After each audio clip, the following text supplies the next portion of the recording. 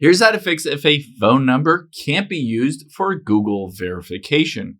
Now, if you're getting an error that looks like this, it says verify your identity or you're entering in your phone number somewhere, and it gives you this red error. This phone number cannot be used for verification. I'm going to walk you through some fixes. The first thing we can do is head into your settings. Once we're in your settings, we'll check to see if you're connected to a VPN. So let's scroll down until we get to General and tap on that. And then now we'll scroll down to the very bottom.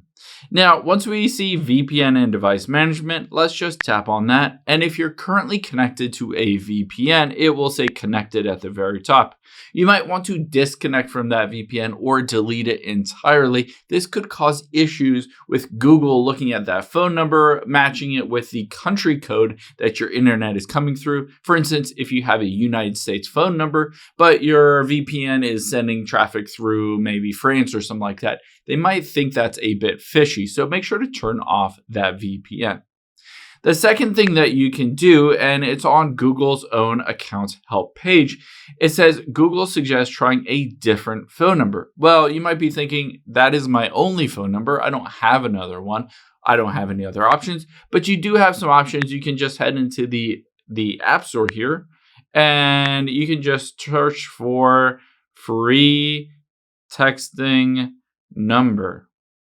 And then just hit search. There are a bunch of different apps that will give you a phone number, essentially that you can use to text or get verification codes.